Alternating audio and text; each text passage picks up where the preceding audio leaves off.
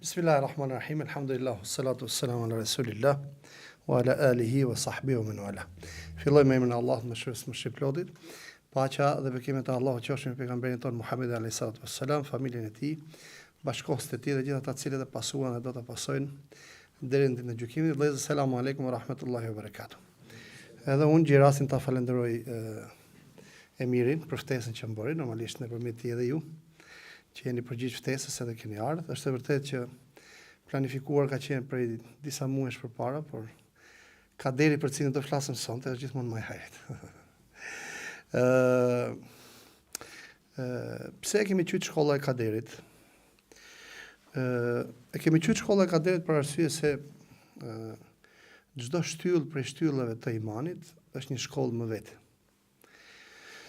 Dhe unë gjerasin këtu të bëj një hyrje shumë të rëndësishme, të paktën këtë vështrimit tim, që qasja ndaj atyne që quhen shtyllat e islamit, dhe këtu kam parasysh që vetëm shtyllat e islamit pesta, por edhe shtyllat e imanit, dhe kur them shtyllat e islamit kam parasysh islamin si fe, edhe me besimin, edhe me akiden, edhe me normat, edhe me rregullat, edhe me shtyllat, edhe me, le të themi, udhëzimet, edhe me etikat e tjera.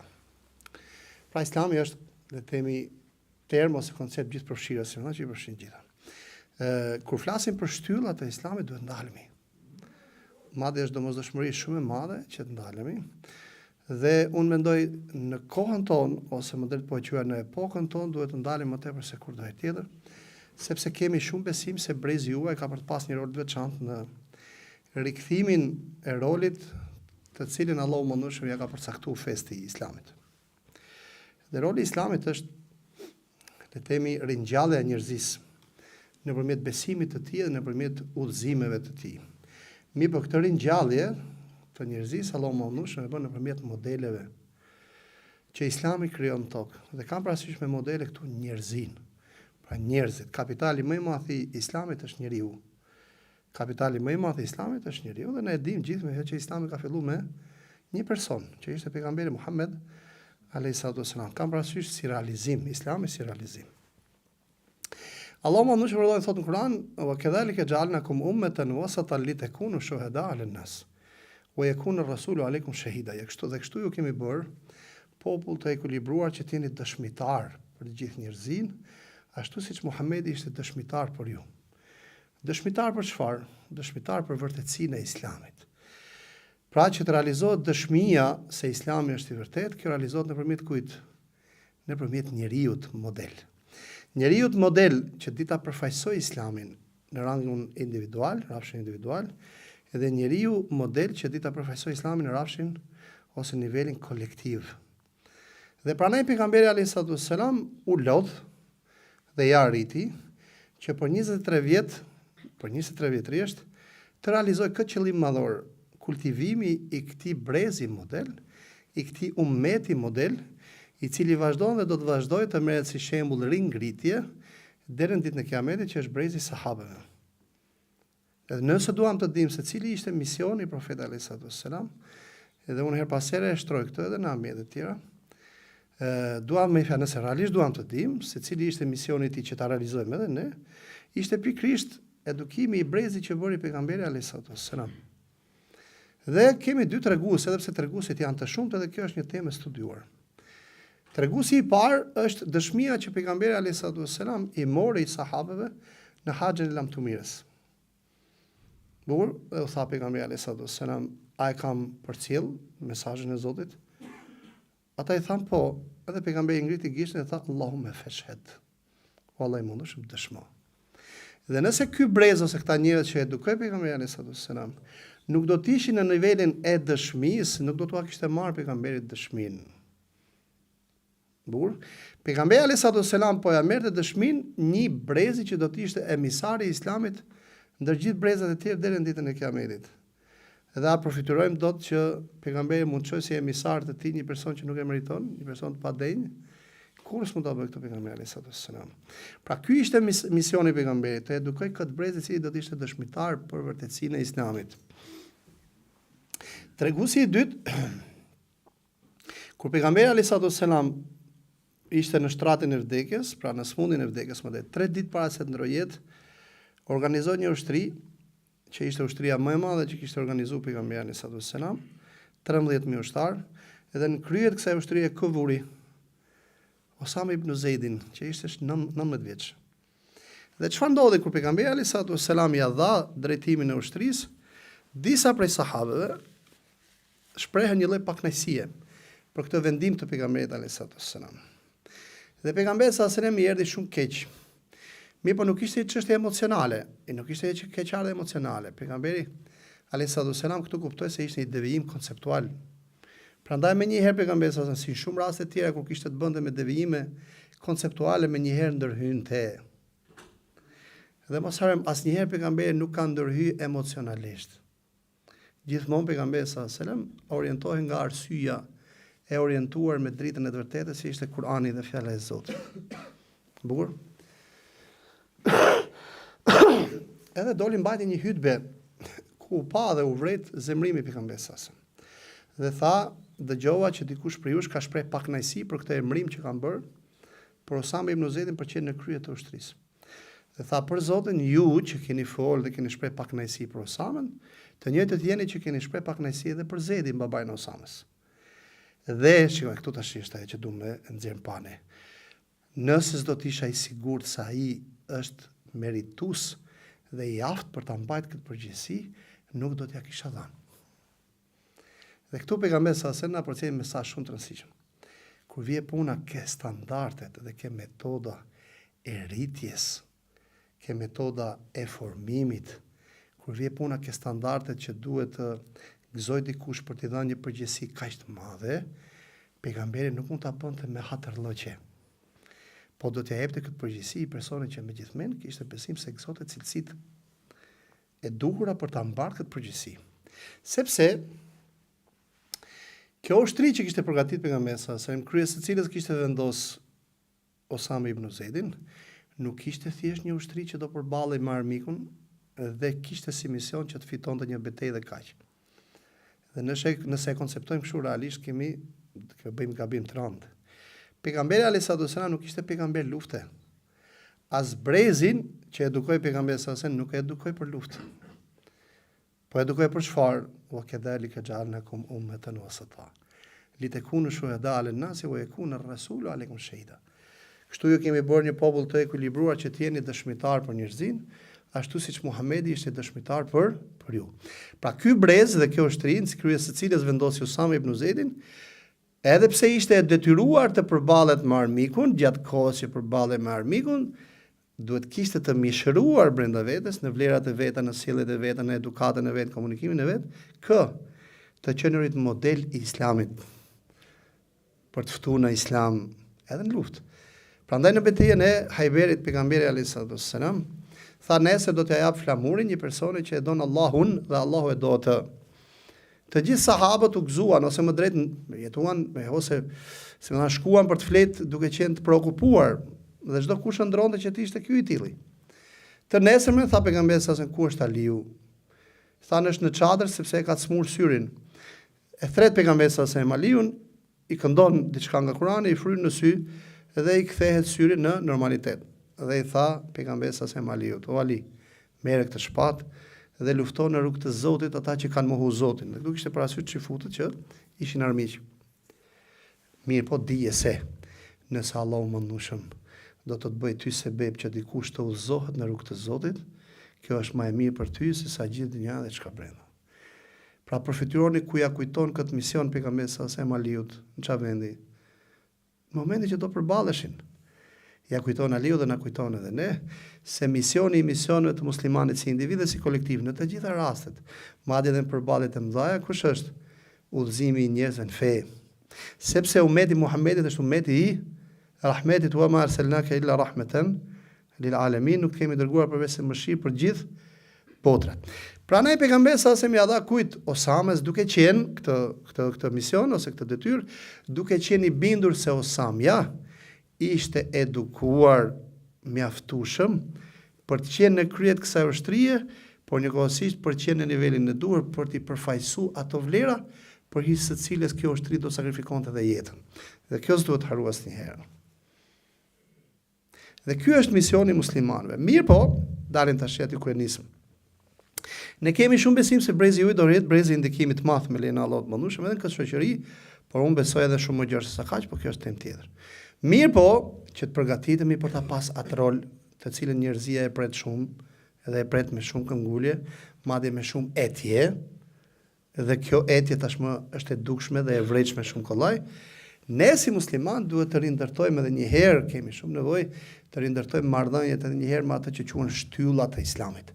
Dhe thash pak më sipër kam parasysh me shtyllat e Islamit çështjet madhore, çështjet piketa të Islamit. Realisht është koha për të rindërtuar edhe një herë marrëdhëniet. Kështu që po të kthehemi tashmë ke tema jon shkolla e kaderit. Ndalemi ke 6 shtyllat e imanit. 6 shtyllat e imanit. 6 shtyllat e imanit vetvete, kjo duhet na ndalin. Pse janë shtyllat e imanit? Tash i përfituroni, kur themi ne 6 shtyllat e Islamit, Islami është ajo feja e madhe, ndërtohet mbi këto 5 shtylla, 5 shtyllat e Islamit. Islami ndërtohet mbi 5 shtylla. Bukur apo jo? Që do të thotë ne falemi për çfarë? Për të jetuar si musliman. Këtë s'duhet ta harrojmë. Ne falemi për të jetuar si musliman. Ne agjerojmë për të jetuar si musliman. Ne bëjmë haxh për të jetuar si musliman. Ne bëjmë umre për t'ia kujtuar vetes se jemi rob të Zotit dhe duhet të jetojmë si musliman. Ditë për ditë dëshmojmë shahadetin për çfarë? Për të kujtuar vetes se jemi krijuar për të qenë rob të Zotit. Domethënë, çdo shtyllë prej këtyre shtyllat të Islamit tek ne edhe vazhdon të kultivon në mënyrë të vazhdueshme aftësinë dhe kapacitetet për të jetuar si musliman dhe për të realizuar misionin si musliman. Pra këto shtyllat e Islamit nuk janë për të ndejtë aty.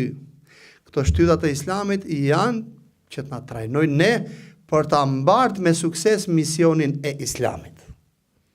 Thot Allahu mëndueshëm: "Kul inna salati wa nusuki wa mahyaya wa mamati lillahi rabbil alamin, la sharika lahu wa bidhalika umirtu wa ana awwalul muslimin." Thuaj namazi im, kurbani im, jeta ime dhe vdekja ime, dhe kjo ajet ju këshilloj që ta mësoni përmendsh edhe her pas here, a ka mundësi çdo ditë me ja kujtu vetes. Edhe pse namazi na e kujton.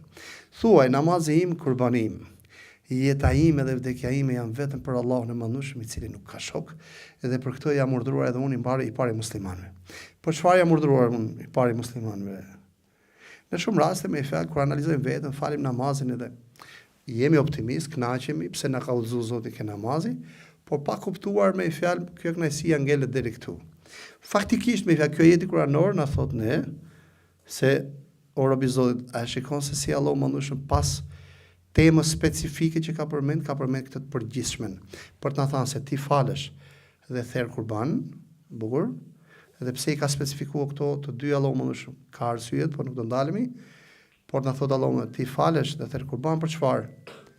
Që të aftësosh veten tënde dhe t'ia kujtosh vetes tënde çdo ditë, madje 5 herë në ditë nëpërmjet namazit, se ti je krijuar që çdo sekondë jetës tënde ta jetosh me Zotin, për Zotin dhe për tek Zoti.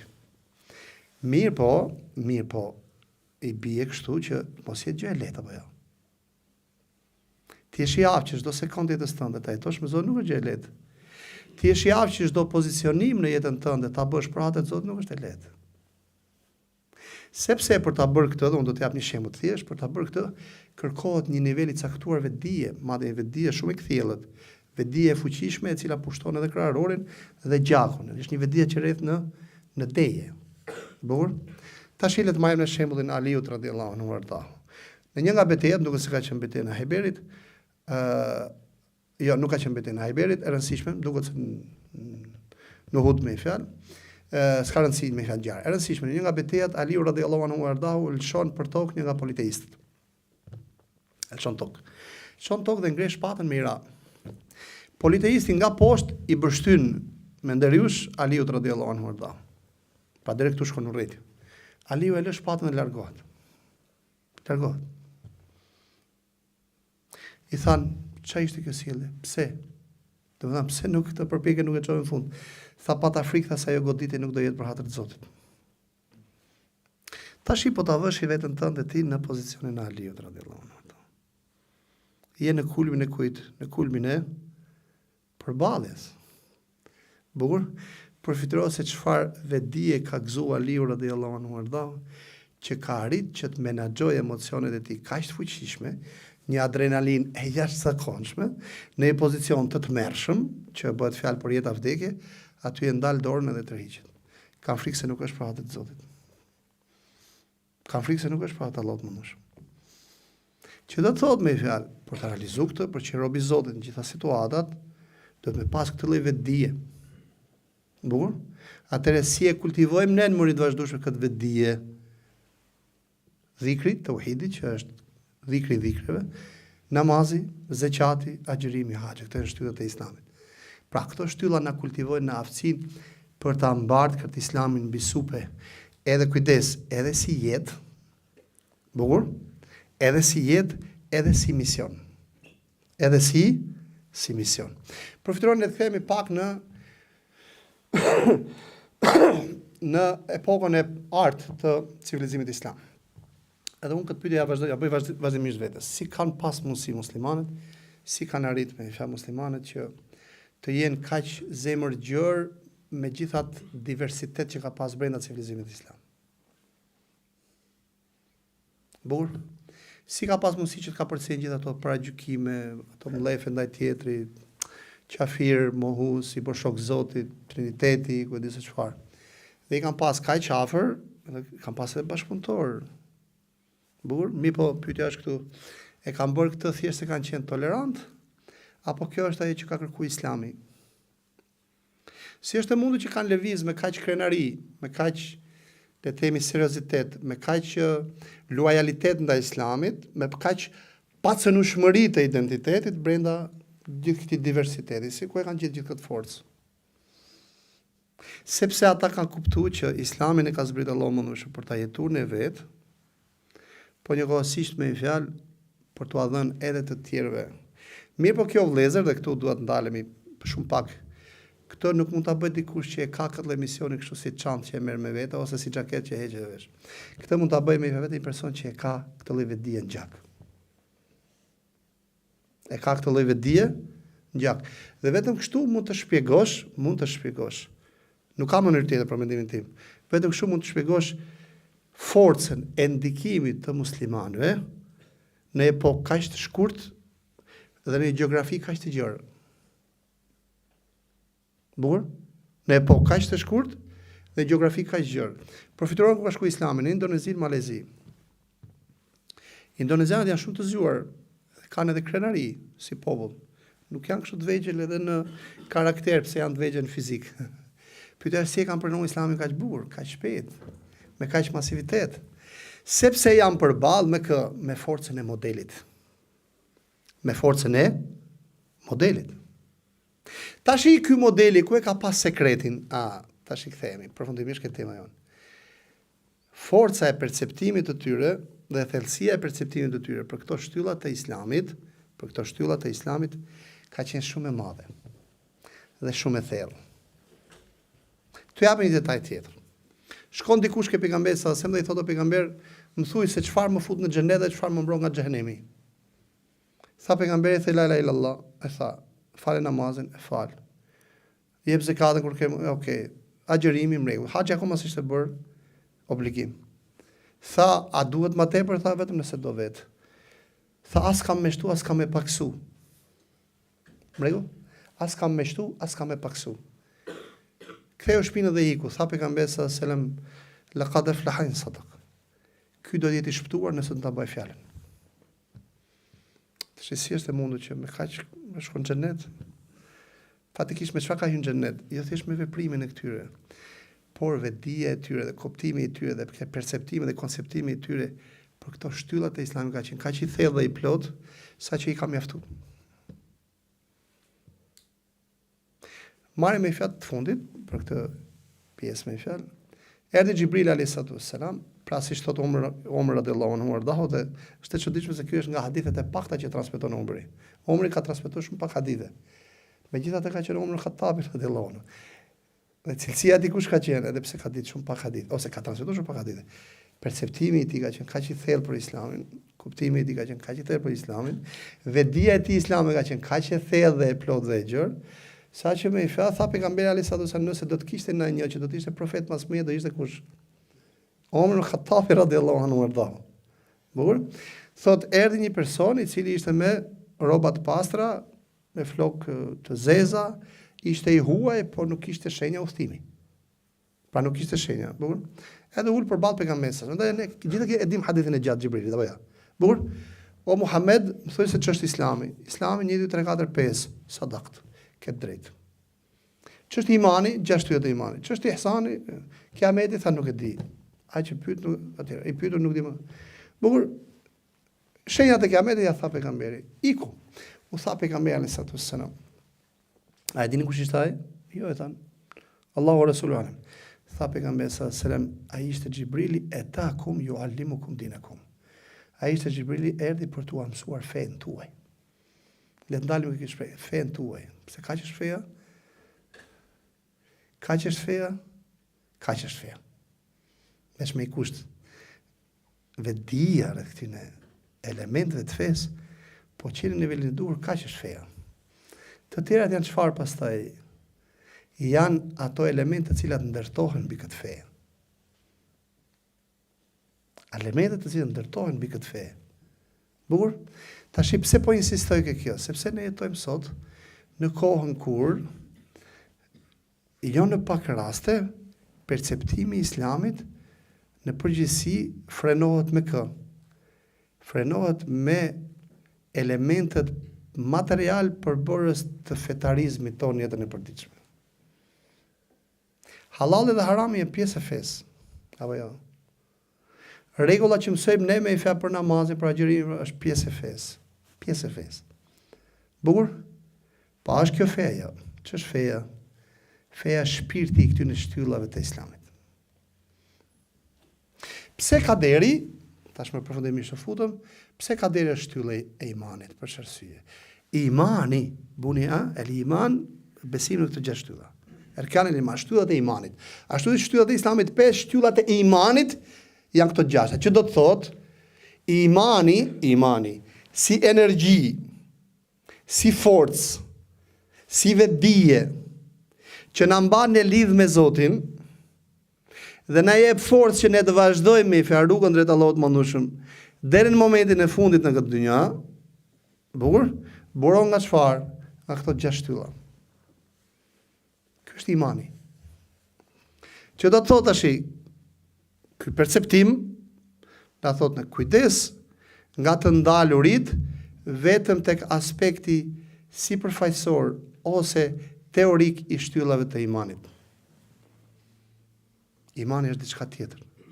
Nga këta buron. Pyetja është nga si buron nga këta. Do të thotë jo nga informacioni i tyre, por nga efekti që lë ky informacion tek vetja jonë. Le ta marrim shembull ne. Fëmijët tonë mësojnë me fjalë mësojnë shtyllat e imanit që në veçli. Dhe shumë prej nesh, bukur, dim shumë detaje të akides me janë lidhe me besimin në Allahun e Madhëshëm. Apo jo, i dim, gjitha këto i dim. Le të kthehemi pak tek epoka e parë, ose më drejt mos shkojmë aty, kthehemi në Kur'an. Si ka prezantuar Allahu Madhëshëm vetë. Dhe unë kam bërë një meditim për t'i dhënë përgjigje kësaj pyetje dhe kam gjetë 3 kontekste madhore. Dhe do Zoti na e ditë dhe do t'i konkretizojmë të shfaqemi në materialin e gjë.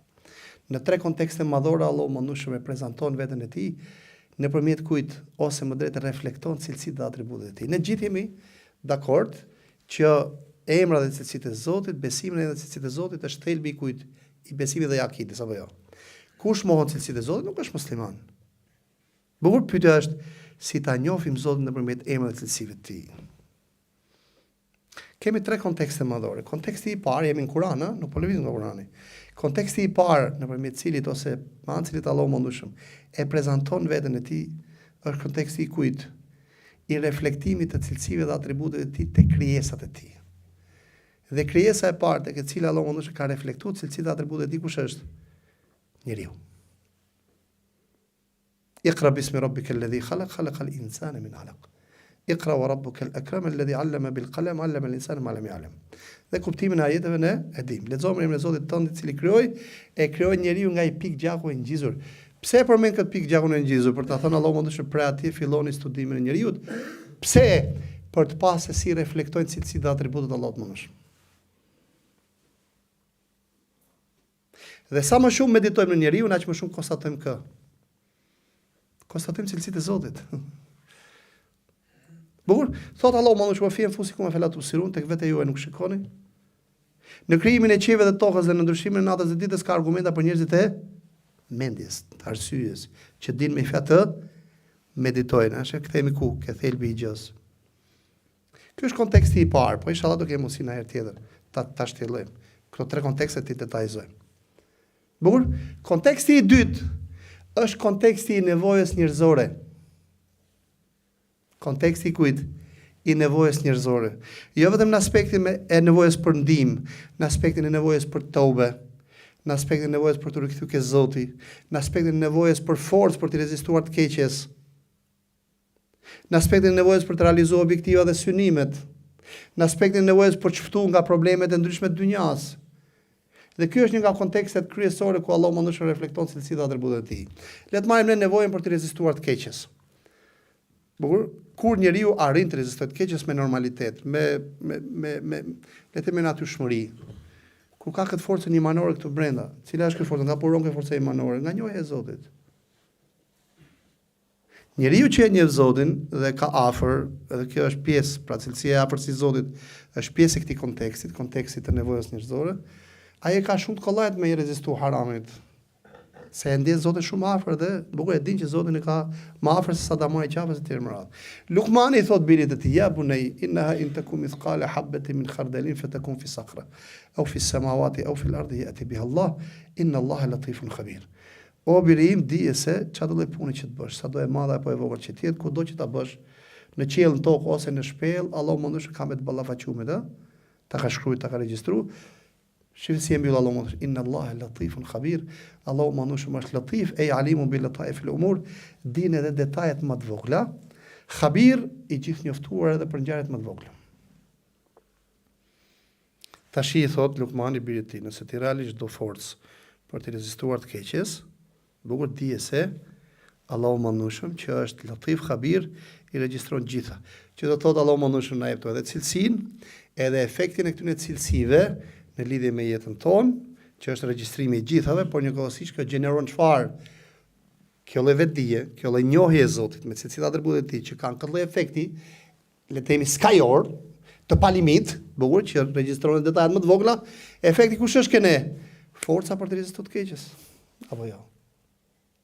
Ky është me i fjalë, le të themi, konteksti i dytë i nevojës njerëzore. Këtu kemi pastaj edhe historinë e kujt? E Yunusit alayhis salam, historinë e Ejubit alayhis salam e tjerë më radhë. Dhe veçanërisht ke këto ngjarje, ju këshilloj që sa kur të lexojnë Kur'anin, edhe të vini ke këto ngjarje, mos harroni, keni të bëni me kontekst të jashtëzakonshëm ku ne e gjejmë Allahun e mëndueshëm me cilësitë dhe atributet e tij, edhe me mënyrën se si reflektojnë ata. Po shifë afrimitetin, se sa thellë ndjen afrimitetin, dhe ju këshilloj që ndalen dy kontekste kuranore, konteksti i Zekarias, kur komunikon me Allahun e mëndueshëm, dhe kontekstin e gruas Faraonit. Edhe konteksti i Mariamës. Se sa afër ndjen Allahun e mëndueshëm. Tash i përfituro Zekaria 80 vjeç. I lutet Allahut e mëndueshëm. Rabbi la tadharni fardan wa anta arhamur rahimin. O Zot, mos më lë vet. Dhe ti je mëshiruesi i mëshiruesve. Kur e bëri këtë gjë, kur pa me fjalë Mariamën, që i vite ushqimi i verës, ndihmën e tjerë më radhë. Dhe këtu ju ndezaja drita e vetdijes. Zekarias le të themi kështu, me fjalë thjeshta, dhe me një herë u kthye Allahu mëndueshëm. Mirë po të ktheheni tek surja Maryam, nga vjen e paktën ja dy faqe e gjys, të jashtëzakonshme, ti shef një komunikim me fjalë le të themi metaforikisht pa distanca mes robit dhe Zotit, edhe pse Zoti nuk e përfshin distancat. Pra aty me fjalë të jep mesazhin e Zekarias se sigurisht duke folë me Allahun e mëndueshëm ballë për ballë. Fatikisht na e thot pejgamberi sa për namazin. Kush hyn namaz e ka Allahun e mëndueshëm ballë për ballë, dhe Allahu mëndueshëm nuk shputet për robët derisa robët shputet për tij. Dhe një nga temat që ne duhet i kushtojmë vëmendje si musliman, nëse duam atë brezin që ne presim me lenin Allahut të mëndueshëm, që duhet elaboruar me forca më të madhe, që ju duhet i kushtojnë shumë rëndësi. Dhe duhet të edukoni fëmijët tuaj me këtë lloj teme, është tema e afrimitetit të Allahut të mëndueshëm me robën e tij. E unë mendoj që në aktualitetin tonë duhet i kushtohet shumë vëmendje, se nuk i kushtohet aq vëmendje sa duhet. Tema e afrimitetit të robit me Zotin e Allahut të mëndueshëm me robën e tij. Allahu të mëndueshëm është më afër robës se sa damari i qafës. Apo Allahu të mëndueshëm do hyn mes robit dhe zemrës së tij. Po trish meditosh kjo ajet kuranore. Tash i thot Allahu të mëndueshëm, shiko robim, kur shikosh që ka një lloj asimetrie dhe mos përputhje mes kësaj këtu dhe këtu, dije me i fjalë se ti ke nevojë me u kthy ke Zoti shpejt, se të tradhton zemra. Të gjithë njerëzit që e bëjnë një krim ose një haram, e dinë që është haram apo jo. Ku është problemi? Dobësimi i forcës brendshme. Këto brenda. Pra ne pejgamberi sa sem, thot ai që idha hazabahu amrun fazi'a ila salati. Kur pejgamberin e shqetëson, hazab do thot me fjalë sikletoste, e trishtonte, e ke parasysh me ngacmonte këtu brenda, me një kthej ke namazi. Pse çfarë bënte ke namazi? Vendoste ekuilibrin me zemrën dhe mendjes arsyes. Pra mes dijes që kishte, njohjes që kishte për Zotin, për Allahun dhe për haramin, dhe forcës që i duhet për ta përballur me këtë haram ose objektivat me fjalë që duhet të realizojë misionin, që është bare madhe, kuptohet, si më thon. Bukur? Tash ky është konteksti i dytë, i treti është konteksti i kujt? I asaj që Imam Ghazaliu ka thënë Eyamullah, ditë të Zotit. Pra ato ngjarjet e mëdha, historitë e popujve, ku Allahu mëndush ka lartësu popuj dhe ka ul popuj të tjerë. Dhe thot Ibn Qayyim el-Jauziyja, 1/3 e Kuranit me fjalë histori.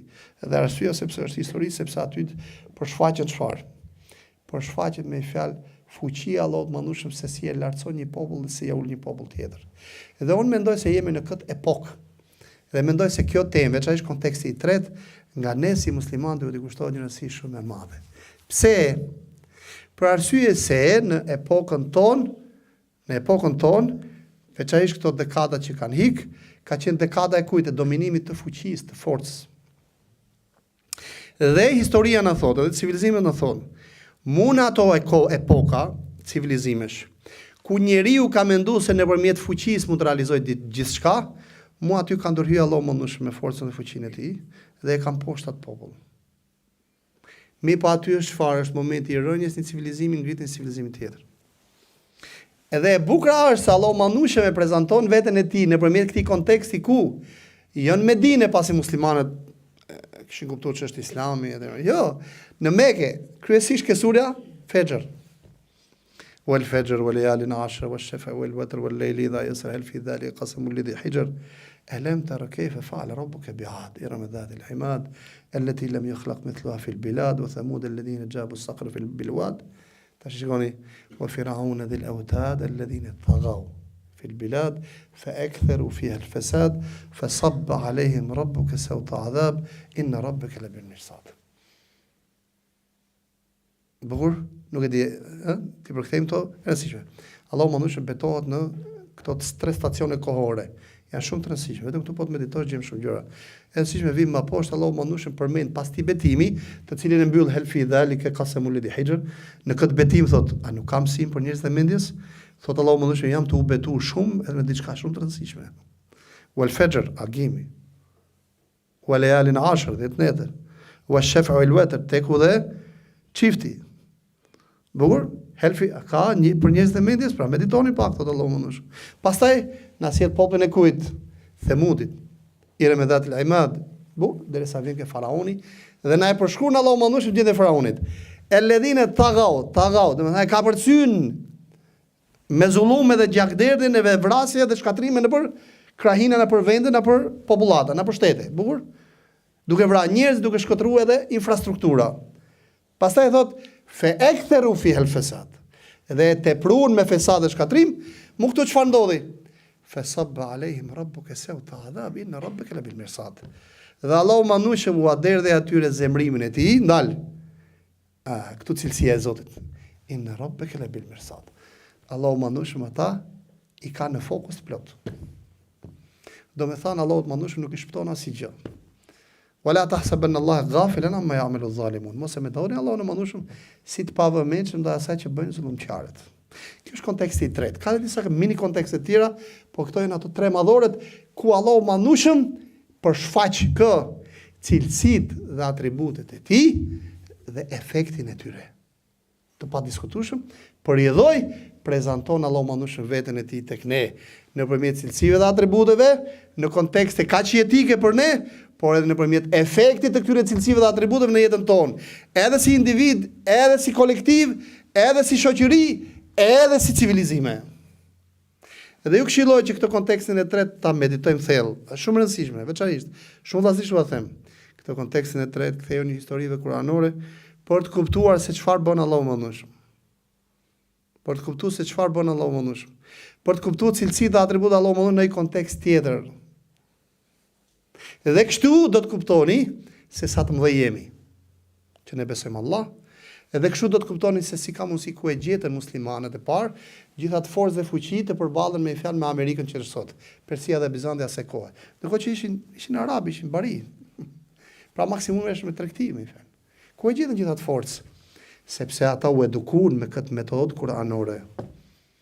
Dhe me këtë metodë kuranore pejgamberi sa se edukoi atë brezin e parë, ato gjigantët e mëdhej si Ebu Bekri, Omeri, Uthmani, Ali, Abdurrahman ibn Auf, Musa, Ebu Musa Ashariu etj. Me radhë, që s'kishte kupton. Kur i tha unë Khatabit, i tha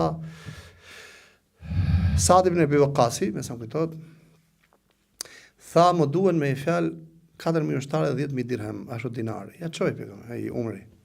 Umri ishte khalifja. Ja çoj 10.000 dirhem, dinar, mi po i çoj 1.000 ushtarë. Dhe i tha, të kam kërku 4, jo 1.000. Ata ishin Sham, ushtria muslimane, Umri ishte në Medinë. Jo tha, të kam dërgu 4.000, jo 1.000. Sepse në mesin atyre burrave 1.000 janë 3 persona, filani, çdo njëri prej tyre është sa 1.000. Dhe Umri këtu nuk bëte lojra fjalësh. Ja, kujdes. Umri nuk bëte lojra fjalësh. Sepse e ditë me ka të bëjë. Ditë Umri Khatabi me mat efektin e burrave, edhe e ditë se si ishin edukuar të njerëz. E ditë si ishin edukuar të njerëz. Edhe me të vërtet me fjalë triumfuan. Këto kolos me fjalët e Islamit, nëpërmjet kujt ama? Nëpërmjet këtij konceptimi të Islamit, nëpërmjet këtij konceptimi të shtyllave të imanit. Pra imani është kjo energji, kjo forcë që t'jep me fjalë takat dhe energji që të mbash këtë mision madhor, që është misioni i Islamit mëshirë për gjithë botrat. Por njëkohësi gjatë realizimit të këtij misioni, ti të kesh fuqi dhe energji dhe takat me u përballë me gjithë këto çfarë, me gjithë këto sprova kaq të mëdha që të dalin përpara. Allah shpërblet. Ma ke si u zemzemin. S'ka problem, Allah shpërblet. Jo, mirë se me i se bebë me i fjalë e pi duke kujtu ujnë e zemzemin. Allah të respektov, faleminderit. Sa për ta thyrë ishte këtë shumë. Bukur, pra, kjo energji me i fjalë, nga buronte. Se kjo është pyetja e madhe, nga buron kjo energji, se po të thotë edhe ne besojmë në 6 yjet e imanit. Mirë, po nga këto 6 yjet e imanit të konceptuar nga lloj forme. Besoj se e zaurau me 70% temës. Ka deri shkollë. Pse Allahu mandueshëm e ka bërë me fjalë ka deri një nga 6 yjet e imanit. Se po të thotë edhe kur e lexojmë në libra, ka deri, llojet e kaderit, debatet në kader, historia, debatet në kaderi e mërat. Kaderi fatikisht çfarë është kaderi? Kaderi është jeta. Bukur, kaderi është jeta. Si është jeta? Gjithçka që jemi dhe gjithçka që kemi është kader. Është kader. Ne a themi 17 herë në ditë për ta theshtu temën. A themi 17 herë në ditë elhamdulillah rabbil alamin. Falënderimin takon Allahut, Zotit të gjithë botrave. Fjala Rabb në arabisht do të thotë me fjalë krijues edhe çfarë? Edhe ai që ka në kujdestari krijimin e tij. Dhe kjo është premisa e parë nga ku buron ose nga ku buron koncepti se kaderi është shkollë. Unë ndryshe këtë temë kam qytë edhe dija e mundësive.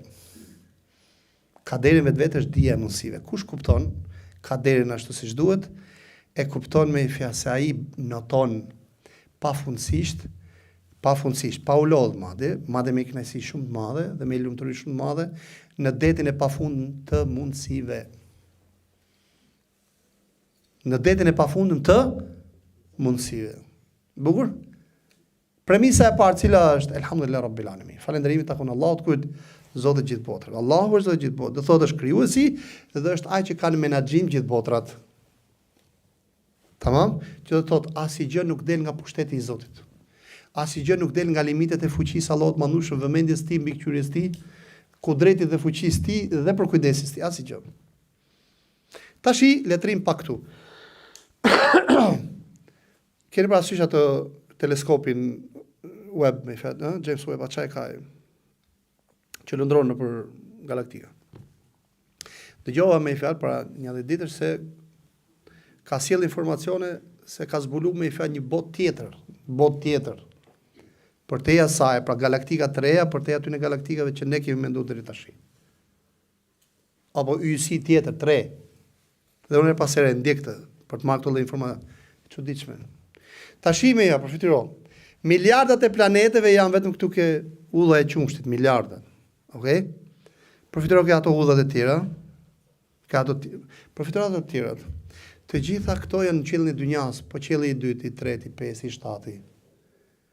Që gjitha këto janë ke ky ajeti kuranor, elhamdulillahi rabbil alamin. Falënderimi takon Allahut Zotit gjithë botrave.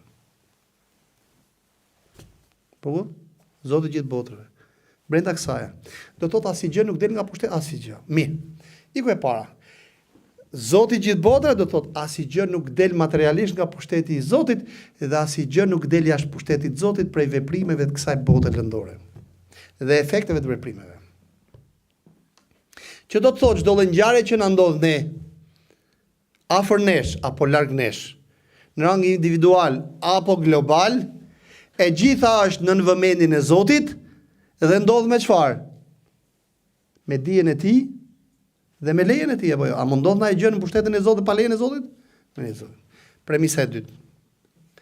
Premisa e tretë kush është? Allahu mandueshëm veprimin e tij e ka me urtësi apo pa urtësi? Me urtësi. Vdekja që mund ta ndodhë ne është me urtësi apo pa urtësi? Lëndimi i caktuar me urtësi apo pa urtësi? Suksesi me urtësi, dështimi me urtësi, shëndeti me urtësi, smundja me urtësi, pasurimi me urtësi, fukarallëku me urtësi, pajtimi me dikë me urtësi, grindja me urtësi, të qenurit i fort me urtësi, të qenurit i dobët me urtësi, të qenurit i pushtuar me urtësi, të qenurit pushtues ose çlirues me urtësi. Gjitha gjendjet janë me urtësi. Shiu me urtësi, tërmeti me urtësi, përmbytje, tsunami me urtësi.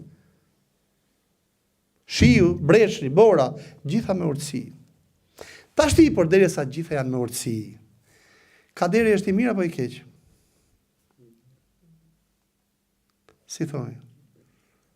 Se kjo është thelbi i temës. Është i mirë apo i keq? Shumë i mirë. Ka në përgjigje tjetër? Po vdekja s'është e mirë, as plagose, as fukarallëku, djegja e shtëpisë, më thënë, nuk është e mirë. Nuk e di të shijat në cilat ndorojnë ajo gjë. Okej, ka në përgjigje tjetër? Mos harroni këto 3 premisa, çuna se janë shumë të rëndësishme. Bukur, nuk ka kader të mirë apo kader të keq, ka pozicionim të saktë dhe pozicionim të pasaktë ndaj kaderit të Zotit. Ka pozicionim të saktë dhe pozicionim të pasaktë ndaj kaderit të Zotit.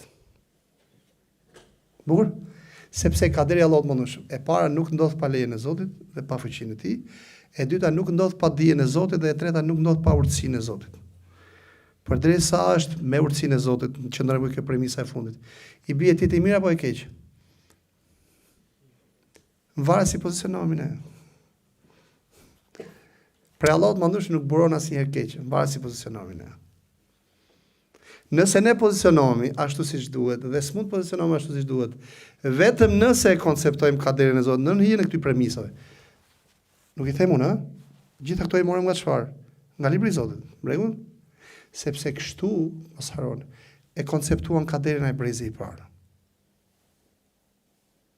Brezi i parë kështu e konceptoi. Pra ne bëri atë reformë aq të madhe në kohë aq të shkurtë. Unë jam angazhuar dhe vazhdoj të angazhohem me këtë përgjigje, si është e mundur që ky brez, pra brezi i sahabeve, bëri atë ndryshim të madh çuna. Keni parasysh, jeni brezi që presim realisht bëni shumë ndryshime pozitive me lejen e Zotit, në rangje shumë të larta. Ky lloj koncepti është shumë i domosdoshëm dhe kjo përgjigje që ne duhet t'i japim, bukur, kësaj pyetje është shumë e nevojshme. Madje e domosdoshme ekstremisht. Si është e mundur që ai brez i dha botës gjithat mëshirë, gjithat dritë në një periudhë kaq të shkurtër? Do të thoni jo, po ishte me pejgamberin sallallahu alajhi wasallam. Kjo është përgjigja më e pasaktë më. Pse? Sepse pejgamberi sa ishte profeti i gjithë njerëzisë.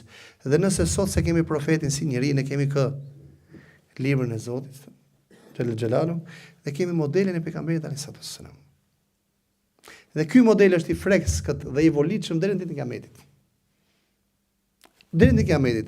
Nëse e themi këtë përgjigjen e parë, do të thotë me fjalë që ne besojmë se Islami është Fe që jep maksimumin vetëm për brezin e parë. Por ne kthehemi fjalë kismet. Pra ne her pas herë themi ne, pasi kanë qenë sahabe ata. Pejgamberi sa na thot vetë ne. Do të vi një kohë me fjalë, bukur, do ketë disa njerëz që do e mbajnë fetë siç mbani prushin dorë. Dhe shpërblimi i njërit prej tyre do jetë sa 40. I thanë pejgamberi 40 prej tyre apo 40 prej nesh? Jo, tha sa 40 prej jush. Sepse ata kanë besu mu pa. Që do të thotë me fjalë, breza që vinë do ketë për aty në brezave që mund të përjetojnë ngjarje mbase që si kanë përjetuar dhe sahabët e pejgamberit. Bukur? Mbase. Nuk e di. Me po ku do e gjejnë si me dha frymëzimi, ke libri i Zotit, ke modeli i pejgamberit. Tamam? Kështu që kthehemi edhe një herë me fjalë tek tema. Varet se si pozicionohemi ndaj kaderit të Zotit. Mi për të pozicionu drejt dhe ashtu siç duhet, ne na duhet ky lloj konceptimi i kaderit, i cili buron me fjalë domosdoshmërisht nga këto tre premisa madhore. Dhe vetëm kështu mund të shpjegojmë si është e mundur që ne jemi urdhëruar që ta lexojmë 17 herë ditë surën Fatiha. I gjithë Kurani është aty brenda. Gjithësia shpjegohet nëpërmjet surës Fatiha. Gjithësia shpjegohet nëpërmjet surës Fatiha. Dhe kur e shpjegojmë kthehemi ke kaderi, kur e konceptojmë kaderin kështu, ne kuptojmë le e para një lumturia që ti fundit kudo çado lloj gjende që të prekë ti me fjalë je totalisht në vëmendjen e Zotit. Je në vëmendjen e Allahut më shumë. E para dhe e dyta, çfarë do lloj gjende që të prekë ti e çfarë? Je përballë një mundësie, jo sprove. Është mundësi. Po shifsha para ca ditësh një video para 2 javësh, një vajzë e vogël e Gazës me të dy duart e prera nga bombardimet. Ishte maksimumi 9 apo 10 vjeç diçka e tillë. Edhe e pyeti gazetari, tha, po tha si ndihesh? Tha, duart e mia më kanë paraprir mua në xhenet. Një vajzë 10 vjeçare, fëmijë 10 vjeçare. Tash i përfiturova me fjalë çka konceptimi që na të mosh. Dhe kur i ndjek këto ngjarje, e kupton se nuk është thjesht diktim, ja kanë diktuar këtë dhe kaq. Një fëmijë i vogël e ka të vështirë ta thotë këtë nëse nuk e ndjen, sepse i shef duart e prera. Dhe ky fakt me e mund këtë informacion që mund ta ketë dëgjuar thjesht me vesh, nëse nuk është thjesht nuk është shndruar me dije.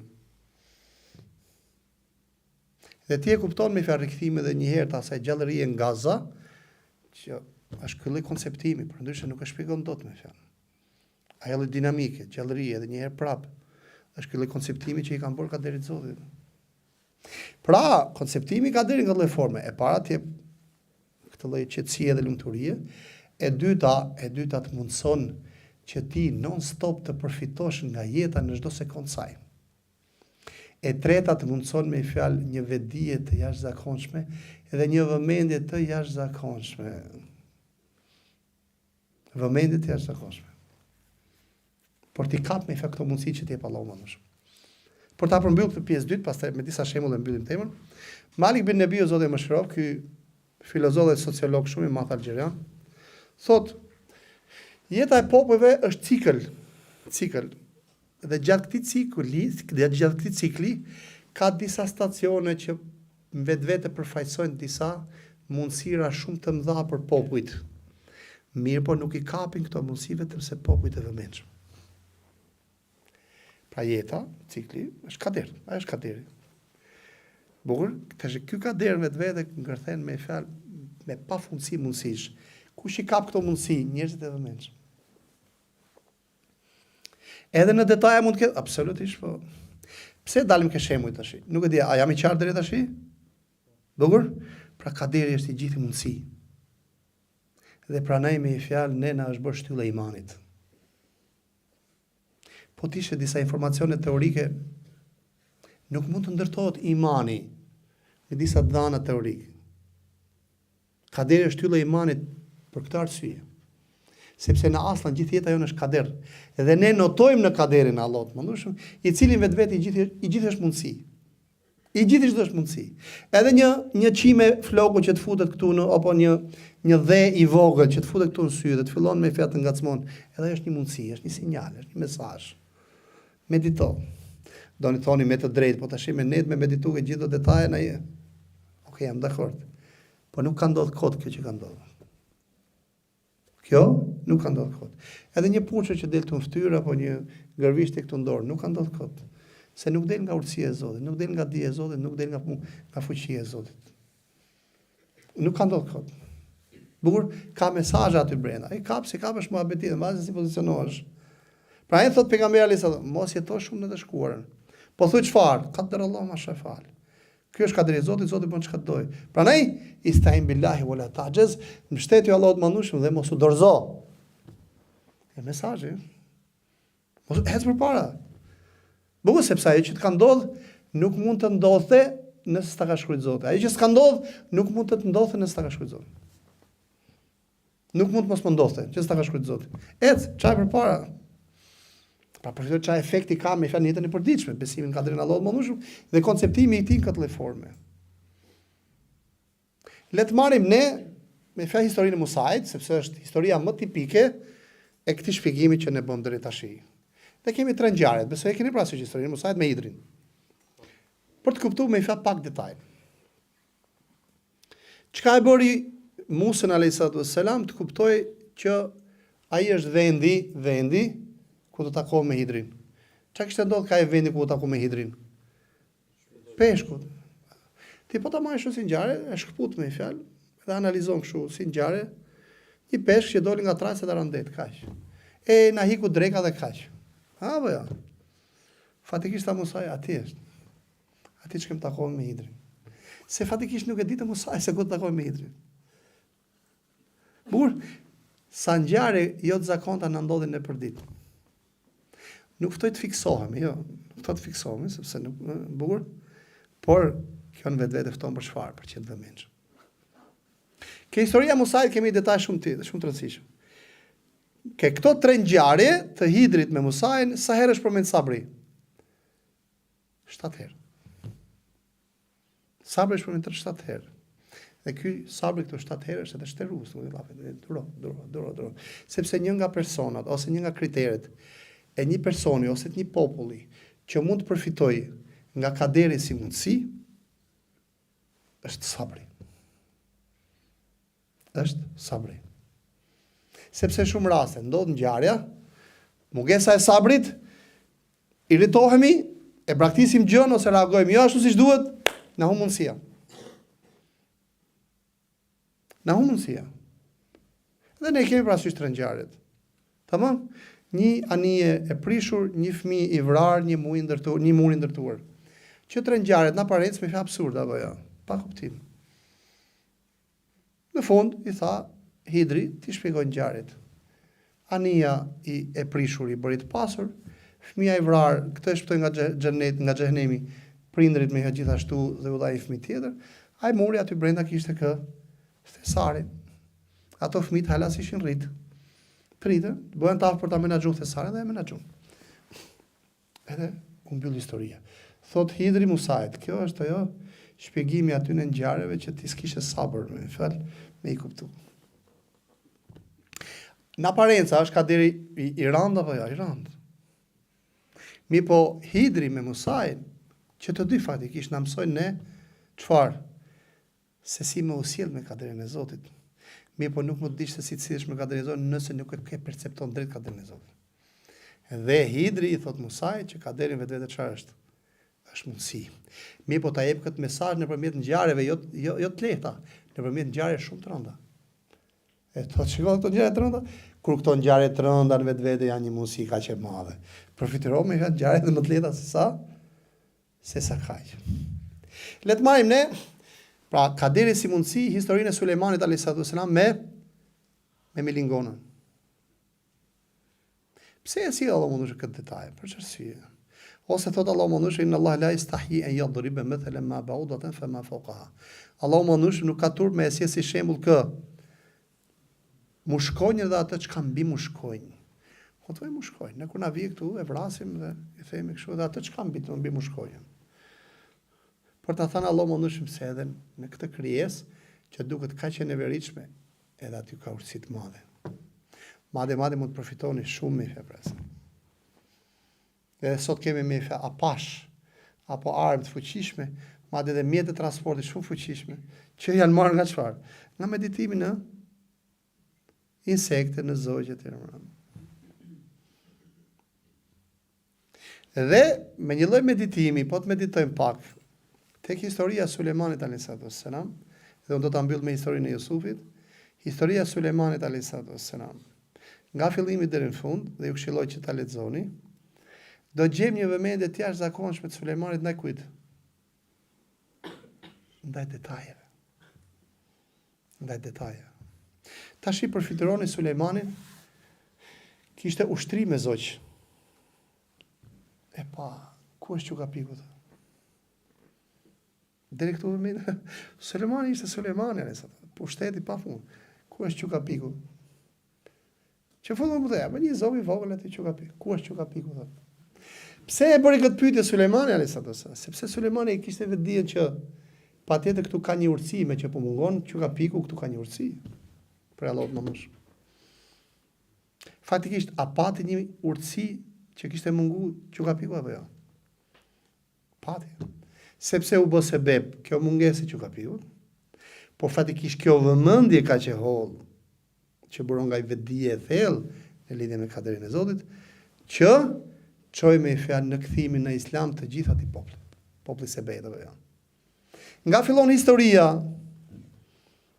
Allahu mandushëm na e sjell historinë e Islamit popullit sebejt, të kësaj mbretëreshe bashkë me popullin e saj, nga një gjë shumë e vogël. Mungoi kush? Çukapiku. Ku është Çukapiku? Po nuk më solli argument do ta torturoj ose do ta ndëshkoj ose do ta vras. Dhe thoshte, "Fa waqafa ghayra ba'id", qëndroi me fjalë as larg as afër, se qëndron në distancë me fjalë jo shumë larg. Pa jo shumë larg. Tash pse kështu, po të meditojmë detaje, gjëra të mrekullueshme. Pse jo shumë larg?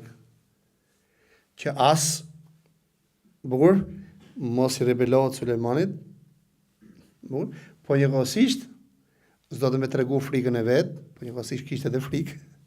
Po në krahun tjetër, po do të më qenë afër për t'i përcjell çfarë? Edhe mesazhin, se po të ishte larg mbase nuk e dëgjonte. Po njëkohësisht i jepte kohë Sulejmanit që edhe nëse do të ishte i zemëruar me të, dal nga dal të ftohej.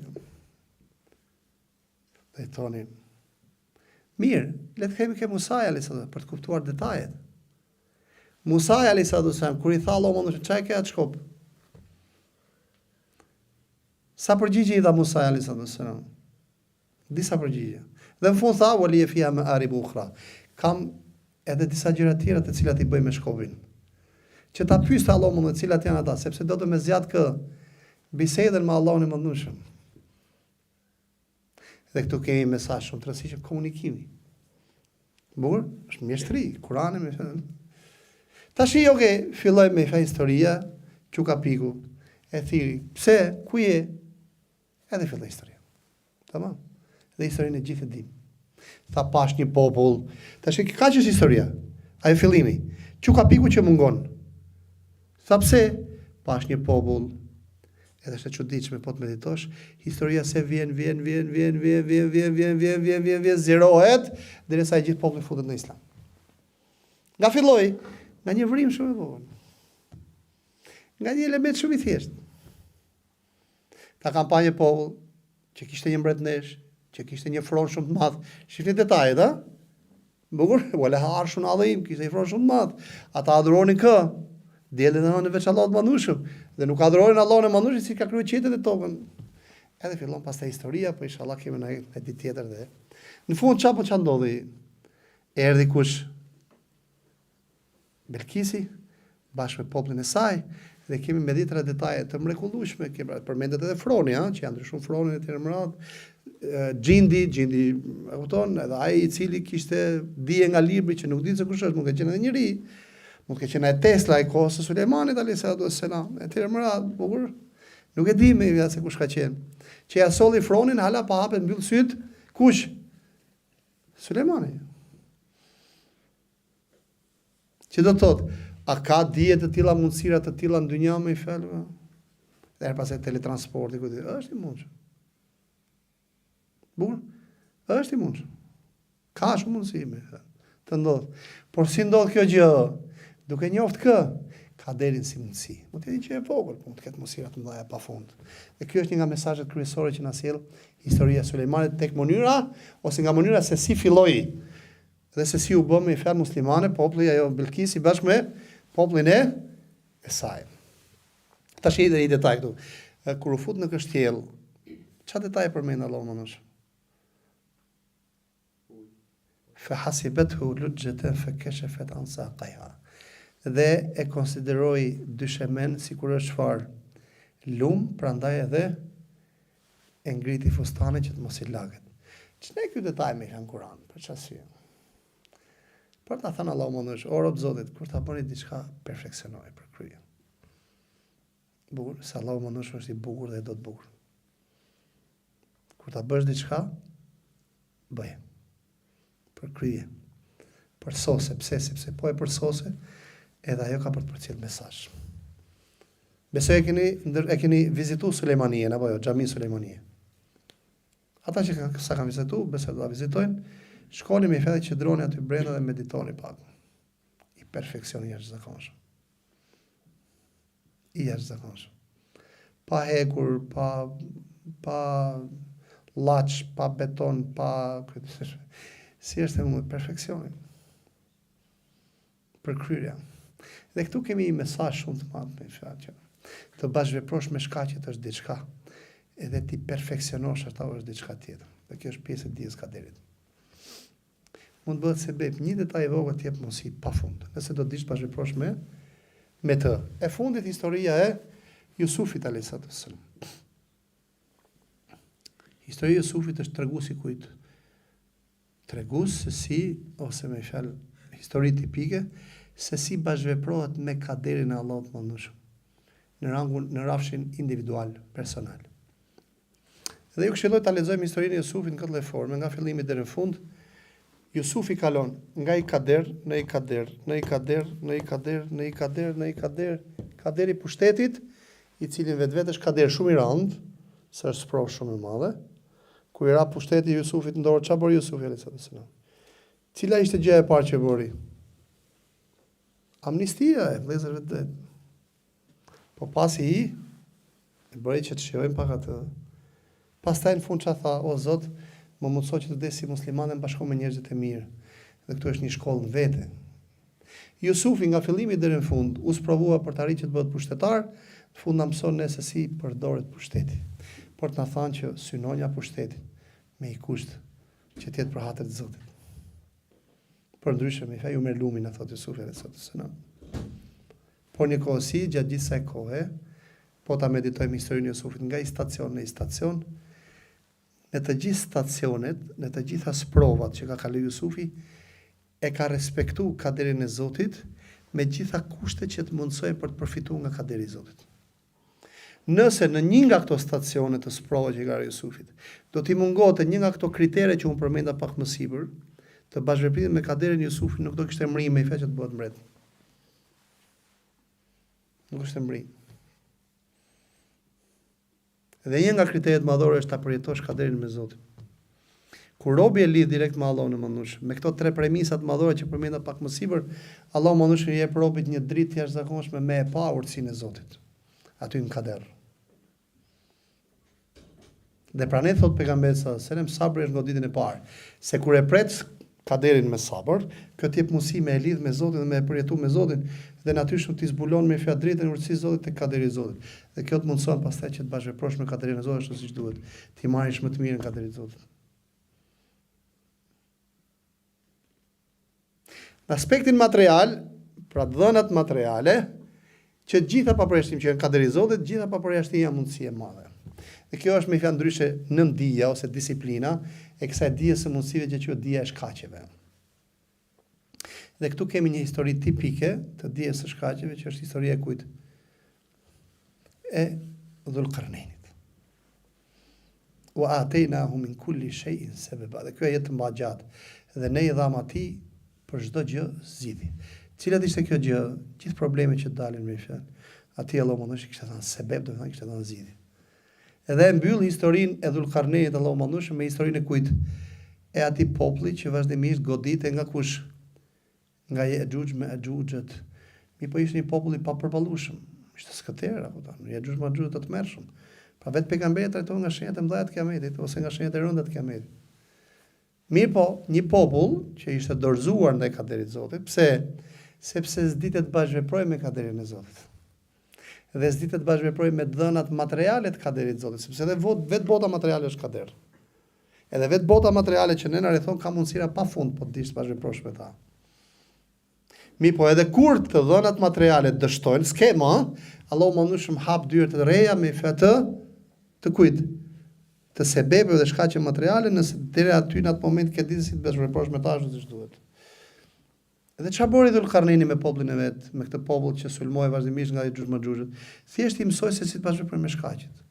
Me çelikun, me plumbin, me hekurin, shkrinin, ngjitni, dhe ndërtuan një tend ose një digë të madhe, që ata edhe pse janë popull i tmerrshëm, shumë agresor, gjaksor, bukur që s'kan mëshirë ndaj vetes, ata nuk do ta hapin dot atë derisa të afrohet Kiameti.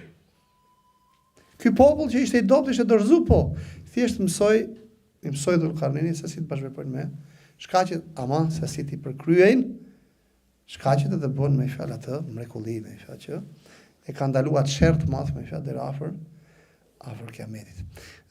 Uroj që të kem qenë sa më i qartë. Ju falenderoj shumë për prezencën edhe për vëmendjen, gjej edhe një herë rastin. Të falenderoj Emirin për ftesën. Po besoj edhe Ilirin me fjalë për ftesën, besoj se ftesa ka ardhur nga ana e Ilirit apo jo Ilir. Allah të shpërblet, gjithsesi më e rëndësishme është. U kënaqa shumë që isha këtu me ju. Realisht rinia ne vazhdimisht na mbush me shpresë. Punoni, lexoni, studioni, konceptonja fen ashtu siç duhet, në siç na ka mësuar Allahu dhe pejgamberi i tij, se këto që tham deri tash nuk ishin gjë tjetër përveç se fjalët e Zotit dhe të pejgamberit. Dhe sa më tepër investon njeriu tek feja e Zotit në këtë aspekt, në aspektin e kuptimit të drejtë fesë, me shqetësimin që t'i japim hakun fesë, aq më shumë ka më na përdor Allahu mëndueshëm për mirë.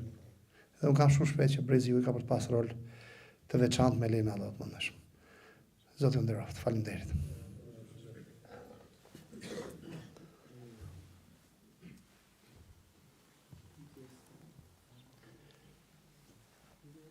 Ka një pyetje? Jo, si t'ja ka një pyetje.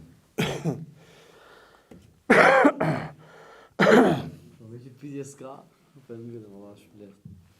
Jepu pak ose mund të kenë një pyetje. Nuk e di, edhe mbase kanë me pyetje. Nuk ka pyetje, ka kuptuar gjithë shumë. Guxoni çuna, guxon se është. Bujrum, po e dia që ke pyetje më. Bujrum, po pra ne po them. Po, je që ta dëgjon çuna. Selam aleikum. Aleikum selam. Alhamdulillah. Kisha një pyetje domethënë, kam shumë për fiksimet që mund të kenë njerëzit në ditët e sotme dhe lidhje që ka deri në këtë dhe si mund ta rregullojnë. Fiksimet. Po. Mund ta konkretizosh për shembull? Fiksimet për shembull një personi me një sjellje caktuar ose diçka. Okej. Supersticione dhe fjalën. Po. Okej, po janë edhe çështje psikologjike, po, në mrekulл. Të gjitha këto vinë, edhe fiksimi ndaj fenomenit caktuar, frika apo ankthi ndaj fenomenit caktuar, është me fjalë si pasojë e mosbesimit në kader. Ose më drejt keq konceptimit të kaderit. Në përgjithësi këto lloj fiksimesh i kanë njerëz që besojnë në Allahun e Madhëshëm, në Zotin e gjithësisë, por edhe nëse dikush prej muslimanëve dhe besimtarëve ndodh që fiksohet pasi fenomeni ose një dukuri e caktuar natyrale ose natyrore, por një arsye për mund të jetë patjetër që është sprov, zgjidhja është me fjalë tek kthimi tek kaderi i Allahut mëndshëm. Kthimi tek besimi në kaderin e Allahut mëndshëm, besimi i drejtë kaderin e Allahut mëndshëm.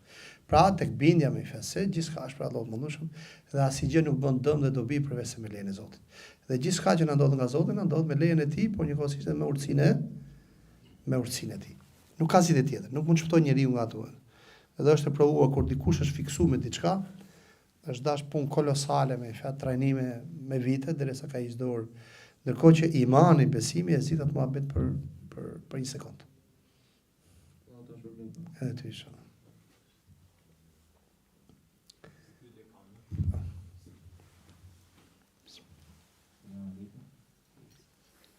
Kjo ftesa që na bëhet për të mos neglizhuar as ngjarjet më të vogla, na vjen përpara dy sfidave për mendimin tim. E para është si parandalon fiksimin apo kapet me çështjet më të vogla, do të thonë mendoj që të çojmë në fiksim. Dhe e dyta është si ti mirë interpretojmë ngjarjet. Okay. Sepse rreziku tjetër është që keq interpretimi i ngjarjeve mund të na bëjë vetëm humbje dhe mundësie, por edhe kalimin në gjunaf ose Okay. Po, shumë e qartë. Dhe unë ju falenderoj të dyve për ndërhyrjen sepse është ndërhyrje me vend dhe kjo është një nga konsekvencat e kësaj teme. Shikoni. Po ta meditojmë me fjalë këtë pyetje në hijen e historive me cilat ne le të themi argumentuam deri tash, do të shikojmë se këta protagonistë këtyre ngjarjeve kanë qenë të udhëzuar nga çfarë? Jo nga shqetësimi për të ndalë tek çdo ngjarje. Jo nga shqetësimi se në çdo ngjarje dhe detaj ka një urtësi, por janë orientuar nga çfarë? Nga objektivi, synimi dhe misioni që kanë pas.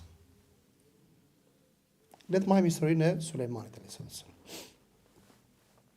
Sulejmani alayhis kur e pa që Qukapiku nuk ishte aty ose pupsa, bukur, e thiri.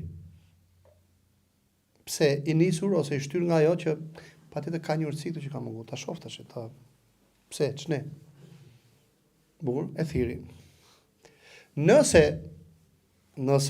a ka të ngjarë që Qukapiku t'i këtë dhënë informacionet e tjera? Ka të ngjarë. Bukur? Ka shumë ngjarë. Çfarë ngjarje na sjell këtu në Qukapiku ose çfarë le të themi skenën na nxjerrin pa? Këtë që pikërisht i interesonte Sulejmanit alayhis salam. Sulejmani kishte një plan, kishte një objektiv, kishte një mision. Bukur? Kishte një mision. Njeriu merr nga ngjarjet atë që ka shqetësim. Atë që e shqetëson. Që do të thot pejgamberi, kush kthehet në mëngjes dhe ka shqetësim ahiretin, Allahu mandushëm ja sjell punë të mbara, ja pasuron zemrën dhe dynja e vjen më shtrume. Që do thot, nëse unë kthehem mëngjes dhe kam një objektiv, kam një synim, kam një plan, kam një punë, diçka që më preokupon, e kam diçka, unë do të marri nga kjo shkollë e kaderit, ose nga kjo dita ime, nga ky deti i kaderit ditor, atë që më shqetëson mua, që më hyn punë për të realizuar qëllimin që i kam në vetes time. Bukur? Plus saj, unë orientohem nga çfarë? Orientohem nga atë le të themi detyra dhe obligime që më ka ngarkuar Allahu mëndueshëm. Për shembull, ngrihem mëngjes. Cili është shqetësimi im kur ngrihem mëngjes? Fal namaz sabat apo jo. Pastaj të bëjmë gati avashavar për shku në fakultet ose për shku në punë. Bukur? Gjatë kohës që unë shkoj për në punë, ndodhi një avari, një aksident ose për gërvisht e makine, ndali për në punë, theme, e zot hajrë, inshallah hajrë, do të ketë një urtësi këtu, patjetër se s'bën. Dhe fatikisht kush i qaset kështu, në rrugën për të realizuar detyrën e ditës, po e qaset kështu kaderit, është e sigurt që akoma pa shku në punë do ta kuptosh se ka pas një urtësi këtu patjetër. Pra nëse kam obligimin atë detyrën time, e kam të qartë, objektivin tim ditor e kam të qartë, unë do të angazhohem për të kuptuar pikërisht ato detaje që kanë bëlidhje me misionin tim si person. Bukur, dhe me angazhimin tim ditor, material ose shpirtëror ose intelektual etj. Por ndryshe, çdo grimc, kujdes, ajri që ne thithim dhe nxjerrim vetvete është një mundësi. Le të marrim ne një shkencëtar që studion qelizat në laborator. Cili është angazhimi i tij? Studimi i qelizës. Dhe në rrugën e tij për të studiuar qelizën, ke këto detajet e qelizës që janë kaderi i Zotit. A do angazhohet me këto detaje që kanë lidhje me angazhimin e tij? Bukur? Por ndryshe, nëse jam një njeri që s'kam një objektiv, një detyrë, i bie që unë me fjalë gjatë gjithë ditës shëtis në për parqe për të meditu në detaje bukur. Pra kjo temi hin për shembull në punë, hin punë një biologu për studiu kë? Biologjin. Një anatomisti për studiu anatomin. Një mjeku për studiu zemrën. Bukur? Për shembull, janë ato fijet që hapin edhe mbyllin valvët, e çuditshme kur i kam pa. Që është zakonshme, janë shumë të forta si fije. Që përfitojnë çfarë bën Allahu më shumë. Sikur njëra prej tyre të kputet me fjalë, mazallah kret valvat del jashtë loje. Pra, shumë perfeksioni Allahut më ndosh. Unë do meditoj ku ke fusha e angazhimit tim. Ke fusha e angazhimit tim. Plus kësaj, mos harojmë. Ne në bashkëveprimin ton me kaderin e Zotit nuk na udhëzon arsyeja jon, pra rezultatet e logjikës ton. Na udhëzon kush? Besimi jon se patjetër në këtë kader ja kuptova me detaje atë urtësinë apo jo, apo se kuptova patjetër ajo është hajër.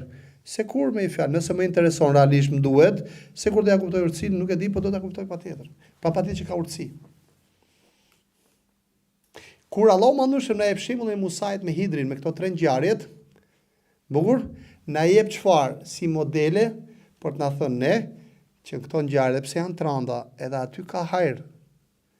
Por çfarë hajri mund të ketë vdekja e fëmijës për një prind, mund të ketë një hajër tjetër për një prind tjetër. E vetëm e rëndësishme është kuptojmë se kjo lloj ngjarje ka urtësinë e vet aty Allahu mëndush. Dikush e kupton, tash dikush e kupton më vonë. Dikush më jambase se kupton fare, por zemra e tij është e qetë se aty patjetër ka urtësi. Bukur dhe unë vazhdoj rrugën time si rob i Zotit drejt Allahut mëndushëm. Edhe natyrshëm nëse do të ndërtoj marrëdhënie me kaderin e Zotit, këtë lloj forme, Allahu mëndushëm do ma zbuloj urtësi. Thot se i të kutë bizot e më shiroft, sa ma shumë mediton robi të kaderi Allahut mëndushëm, të këfuqia e ti, aq ma shumë i zbulon Allahu mëndushëm prej urtësisë e ti, deri sa i hap një derë madhështore të kaderit, të urtësisë Allahut mëndushëm kaderin e ti. Pra, kjo temë që ne sapo diskutuam nuk fton vetvete që ne të angazhohemi me çdo lloj detaje, por na fton ne për të ndërtuar një marrëdhënie çfarë të veçantë me kaderin e Allahut mëndushëm si mundësi në rrugën tonë, në objektivin tonë, në angazhimin tonë me i fal çdo kush në fushën e vet. Plus kësaj të fton për çfarë? Jo për të dorëzuar në rrugën tënde drejt misionit tënd, por për të rigjeneruar edhe një herë forcat, sa herë më fal kur më falni, helbete jeta me sprovat e saj të gjynëzon. Ngre edhe një herë për s'dyti thot kaderi. Vazhdo rrugën me i fal se gjithçka është me lejen e Zotit, me dijen e tij dhe me urtësinë e tij. E kuptove tash mirë, se kuptove, vazhdo rrugën me i fal se patjetër me fjalë është e hajrit. Patjetër me fjalë që është e hajrit. Nuk e di është e qartë.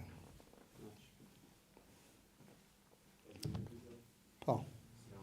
Selam.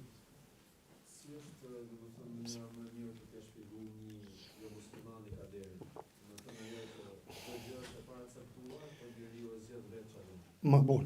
Shikoni vëllezër, e vetmja mënyrë për të shpjeguar njerëzve gajbin është duke i prezantuar me Zotin e gajbit, me Allahun e Madh. Çdo përpjekje për të shpjeguar dikujt kaderin që nuk beson Zot është e dështuar. Është e dështuar. Si një person me fjalë që ai s'beson fare Zot, hajde hyj shpjegoj tash sepse Islami ka lejuar që të martohesh me 4 gra. Ai aslan nuk beson Zot. Hajde të shpjegosh pse është martuar me 4 gra. Pse lejohet të martohet me 4 gra. Ose ai nuk beson Zot, hajde të shpjegojmë pse Allahu mëndush e ka ndaluar me fjalë mishin e derrit. Dhe mund të themi që jo po mikrobet e thot fute vloje me temperaturë, kupton që i shkri fare ato mikrobet bakteret. Jo po xhelozia, unë thot si perëndimor nuk besoj fare në xhelozi, por mu e ke parasysh. Në fund çfarë themi ne si muslimanë, ore e ka ndaluar Allahu marrë punën. Jo po pse, po nuk këtë detaj nuk e di me, po e di që ai Allah që njeh fund, asnjëherë nuk e ndal diçka nëse s'është e dëmshme dhe nuk e ordon diçka nëse s'është e mirë. Mi po, duhet me njoft Allah. Po kush është ky Allah mëndush? Po krijuesi i qiellit dhe i tokës. Ai që ka krijuar syrin tënd, veshin tënd, durët tuaja. Edhe këtë ushtrim e kam bërë me dikë. Dhe më ka dalë shumë i suksesshëm. Para do vitesh takova me dikë rastisht, po prisja diku me fjalë, isha ulur në kafene. Kur vjen një i njohur me kushrinë e vet. Ndodheshin aty për tjetër arsye që isha unë. Nëse të bëj muhabet, ky tash fillon duke fol për fen, nuk besoj as në kishë, as në xhami, as në hoxha, as në prift. Unë besoj vetëm Zot, me origjinë ishte musliman. Pse ju muslimanët i mbuloni gratë etj. Tu fol tema të tilla. Dhe i them dëgjoj, do ta jap përgjigjen, po duhet pak rrugë gjatë. S'ka vlerë, kam kohë unë. Mirë. A njeh Allahun, tha besoj Allah. Thashë nuk pyeta a beson Allah, a njeh Allahun. Po tha si ta kuptoj këtë pyetje. Thashun ai Allahu që ka urdhëruar që gratë muslimanët mbulohen, është ai Allah që të ka kriju synin ty, ka kriju veshin ty, ka të krijuar duart dhe këmbët ty. Të ka bërë me fjalë, të ka dhëruar fëmijë që ti thjesht ke bërë një akt shumë banal me bashkëshorten tënde dhe pastaj ti s'di asgjë se çfarë është bërë aty. E ka kriju Zoti 9 muaj mbark, pastaj ka dalë prej aty. Pa hapë të sytë. E ishi i gotë ujë aty në tavolinë. Thashun, përfitiro, thashun, sikur duart, këto kyçet nuk i ke fare. Kyçet si ke fare. Pra përfitiro sa kyçe kemi, prej këtu deri këtu, dhe gjithë to nyja që kemi, ne na mundsojnë që ta marrim shishën e ta pijmë ujin e ta lejmë këtu e deri më radhë. Ndërkohë që vetëm po të marrësh këtë procesin që bërë vetëm në tash, kështu. Procesi pa shpjegueshëm, s'ka dije në botë që e shpjegon. Tash çam bëri mumi fjalë ta marrë këtë shishën me dorë, ta pijë ujin, ta lej këtu prapë. Etja, po mi çfarë është etja me dha, më shpjego. Tash kjo etja si i dha urdhër trurit, dhe truri me fjalë i dha urdhër nervave, nervat e zjatën dorën me fjalë drejt deri këtu. Është një proces totalisht pa vetdije. Mi këto me vetdije, po të pa vetdije. Për shkak të vjen një miz këtu ti apo kohën shumë. Nuk është e bërë me plan, me formula. Në bukur? Edhe themo ti, përfitoro sikur nuk i ke nyjet fare. Fare nuk i ke nyjet. Okay, thashun përfitoroje. Drejtoi durrit, drejtoi. Thashun kapë gotën e kap. Pije, thashun. Ngeci shkret. Thashun ky është Allah. Ky Allah që ka bërë këto mrekullia në trupin tonë, e timin, është ai që ne ka urdhëruar ti mbulojmë gratë. Ai kuptoi thashun. Tha për Zotin, tha se pas kanë menduar kështu, sinqerisht, nuk e tekstualisht. Thashun ky është Allahu që na ka urdhëruar, mos ha mishin e derrit. Mos shkelim derën dikujt. Krijojmë familje. Ti edukojmë fëmijët me besim. Vajzat tona me fjalë, me vullnetin e lirë, pa dhunë. Ti mbulojmë etj. Unë mbyll bisedën. Kujdes. Edhe detajet materiale të fesë, mbulimi, pirë alkooli, ta mbrojmë mishit derit, kur nuk mund të kuptojnë njerëzit që nuk njohin Zotin. Pra ne rruga e vetme, dhe unë e them me bindje, pastaj pranojmë ose pranojmë është ai ujë.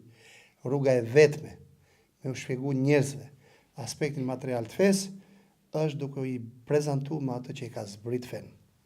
Çdo kush që nuk njeh Zotin nuk mund të besojë as në ahiret. Amo xheneti thoni ju, xheneti, ku e xheneti kemi pas, e kemi pa. Çfarë ti thosh një për shkak, a ka shku kush e ka pa atje apo jo? Se kjo është pyetje, nuk është pyetje logjike, s'është pyetje a e matme, shkova në Kinë, pash ishte si ishte. Kupton? Kjo është ai me fja funksionon me standarde kujt e kësaj bote, jo botës tjetër. E vetme mënyrë me e çu atë në botën tjetër, kush është? Ta çesh ke Zoti. Po se çoj ke Zoti në botën tjetër. Pra ne Allahu mandueshëm kur flet për botën tjetër, gjithmonë flet nëpërmjet kujt, nëpërmjet krijimit. Awalaysa alladhi khalaqa as-samawati wal arda biqadirin ala yakhluqa mithlahun bala wa huwa al-khallaqul alim. A nuk është i aftë ai që ka krijuar qiejtë dhe tokën, që ti rikrijojë edhe njëra ato, sapo si punë aty. Bela, po si jo. Wa huwa al-khallaqul alim, ai është krijuesi pafund dhe i dijshëm pafund. Pastaj çfarë thot Allahu më shumë? Ktu vim ka akidia. Inma amru idha arada shay'an yaqulu kun fayakun. Çështja e Zotit kur do më e bë diçka i thot bëju dhe bëhet. Nëse ti vjen këtu për t'ia dhënë përgjigjen, ke ky ajet kuranor. Çështja e Zotit kur do më e bë diçka i bë do bëhet, se besoj Zotin fare atë. Fatikisht këtë ajet kuranor, ku na e sjell Allahu mënush pasi na tha, ai që ka krijuar qiejtë dhe tokën, a nuk është gjendje me i rikriju ato? Pra e kuptojmë kontekstin ku na e sjell Allahu mënush cilësitë e veta, çfarë thash për kontekstin e parë. Konteksti i parë ku Allahu mënush na prezanton cilësitë e veta është konteksti i kujt? I krijimit. Dhe unë mendoj me fjalë se një nga temat kryesore që duhet faktorizuar me fuqishëm, me të madhe në aktualitetin tonë për të edukuar brezat e ri, është me fjalë tema e meditimit në krijimin e Allahut mëndshëm. Që është me fjalë temë qendrore kuranore, që ka sura Fatiha. Deri në fund. Prandaj me fjalë një herë për ta përmbyll, rruga e vetme me çu njerëzit ke bota e gajbit është duke i prezantuar me atë që ka krijuar botën e gajbit, që është Allahu mëndshëm.